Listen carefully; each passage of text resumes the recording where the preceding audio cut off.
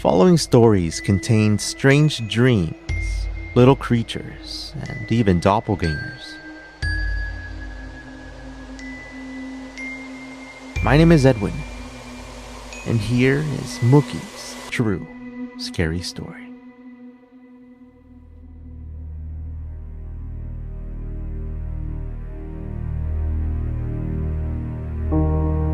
I was between the ages of 8 to 10. So I was sleeping, and then out of nowhere I'd wake up crying, yelling, and asking to be held. I think I was so scared that I couldn't say what it was that woke me, but my dream was that I was looking over a big pool of water, and it looked peaceful, just plain water. And then over time it would form or materialize into a humanoid figure. This is really weird. It's the shape of a young kid. And then at that point, that would be the time I would wake up freaking out, crying, and asking for my parents.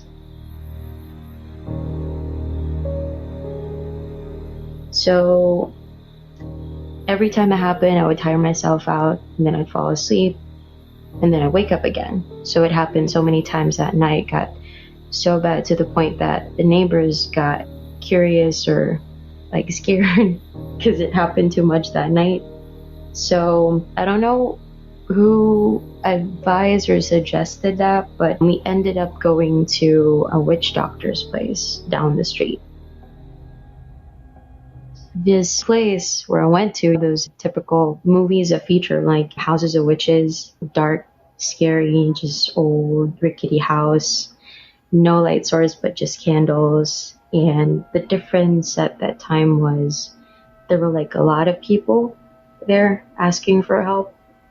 So I was one of them.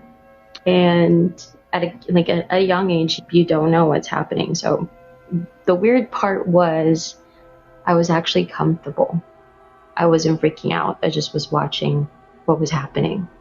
Anyway, what I remember happened was she asked me to sit, this old lady, and then she started rubbing oil all over my body. And then after that, she took a white candle and rubbed it against my body too. Afterwards, she lit the candle, and then she let it melt over a big bucket of water. So, as expected, it would form droplets, nothing special. But over time, it started looking like a humanoid figure. It looked perfect. It's as if something paused out of nowhere and then they placed a different wax figure there, because it looked like those typical things that you see in restrooms. Yeah, the boys' restroom, the typical sign there. That was what it looked like. And it was the same shape that I was seeing in my dream, which was really weird. She said when she took it was, I angered an Engkanto. And I think you're familiar with Engkantos. What they said, at least here in the Philippines, were we could be a lost soul, or a soul that inhabits a part of any old locations. It could be an ancestor, elves, or whatever, but yeah, that's what she said. I angered an Engkanto, because the thing here is the day before that, the night that I experienced that, I was staying at my grandma's place for a sleepover, and the morning after I was showering in their bathroom, I was making a mess of the place, and apparently that's where I disturbed the Engkanto. So what she decided to do, the witch doctor, was she took or ripped a piece of page from a Bible. She soaked it in oil, same thing that she was rubbing on me, and then she crushed the melted wax that formed the humanoid figure, and she placed it in there, and then folded it neatly, and then she placed it on my back. And she was like, keep this, don't lose it for tonight when you go home or when you get back to bed. Place it under your pillow, sleep on it, and then by the next day throw away the crashed wax down the drain. Then you can keep the paper as long as you can. And I slept like a baby that night, like nothing happened. Yeah, that was like the start of a lot of things at home. My grandma has like a lot of small statues of gnomes, and that person said that it's our place is like crawling with them. So maybe it could be that, but I'm not really sure. My grandma like had this big garden, but the difference with hers is she has like a lot of trees in front of the house. And as kids, you'd play around, step all over the place, or dig, stuff like that, or even just pull some leaves just for the fun of it. We would be always calling, ask nicely if you can step over there, because someone might be living there and you're not aware of it. You might step on them. So we would like, I'm sorry, can we just call this, go by here? We don't mean any harm, stuff like that, and say sorry afterwards. My grandma had like this obsession with small statues of gnomes, like small people. And she would say, we have friends in the house, outside garden, everywhere, basically the entire lot itself. And apparently it's both nice and bad only if you do something off to them. But that's one thing that she would practice. She would have those marbles or crystals, and she said that's what they would feed on. I'm not sure, but yeah, that's what she told us, that the gnomes were helping us have like a good life and whatever. But yeah, what she told was the gnomes were basically a part of the house itself, and it lived among us, it watched over us, and then it was hiding like the gold. So it's a 2-bedroom apartment, and the bedrooms itself are adjacent to each other, and both of those doors are facing both the living room, kitchen, and dining room, which is basically, I'm saying that the house is really small. And we were staying in my mom's room, and then I woke up possibly like 6 p.m. or later than that, and I woke up to the sound of my mom and my dad talking. So when I saw her, she was facing the door, which I believe she was talking to my dad, who was in the kitchen. So my dad was asking for change. She was going to buy some cigarettes, and I can see her hair was braided. She had full work pants and like a white shirt, just a plain shirt, but I couldn't see her face because she was facing away from me. So I was still a bit sleepy. I was trying to wake myself up, and then I just heard my dad walk out the door. I didn't see him at all, but I heard him walking out, and I could hear the car in the background. By the way, we were located in the second floor. Anyway, when I was fully awake, that's when I stood up and I started calling out to my mom.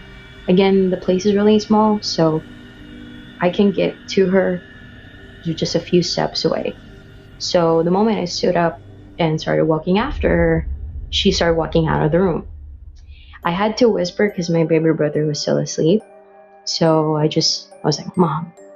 And then I remember the room was like adjacent. My room was adjacent to hers, so she had to just take a left turn to get to my room.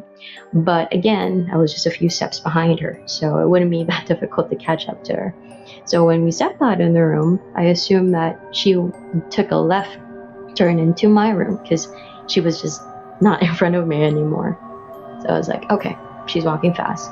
Let me just follow her. And then when it got to my room, the door was closed. So I was like, okay, that was really fast. So just instinctively opened the door, and then when I opened the door, the lights were out. So like, why would she come in my room and then close the door and then leave the lights on? I was like, okay, weird. And then I turned on the lights, and she wasn't there. But I know that I was following her. Like, I could see her.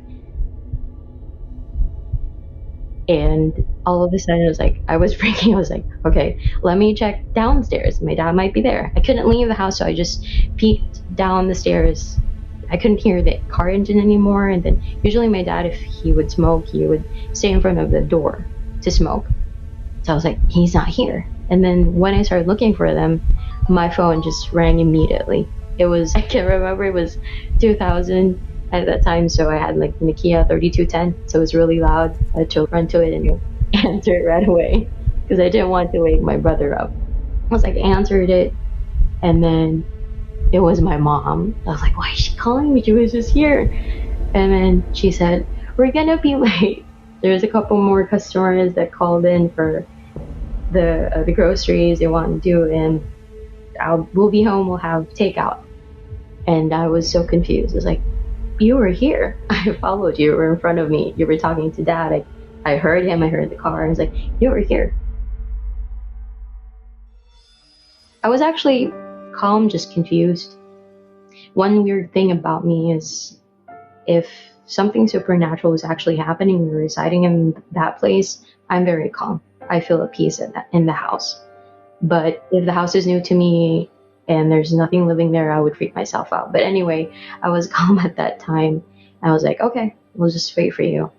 And then during that dinner, she was asking me about information about what I saw and stuff like that. Yeah, I saw you. You were wearing your floor pants, and I'm not telling a lie. And then she just whispered to my dad. She's like, I think she's seeing stuff too. So I was like, okay, I'm not the only one who's seeing stuff. She told me that she feels things, sometimes people calling to her, but she doesn't see stuff the way I do. I don't think she has like what we call the third eye. That's what we call it here in the Philippines. Like actively seeing it. I don't have it now, but when I was in high school, I had it. But yeah, that was one of the creepiest stuff, but I have a lot more to share actually.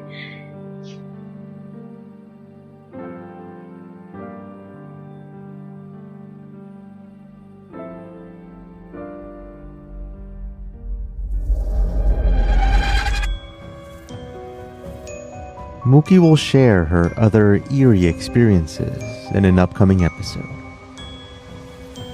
To share your own experience, visit truescarystory.com to get in touch.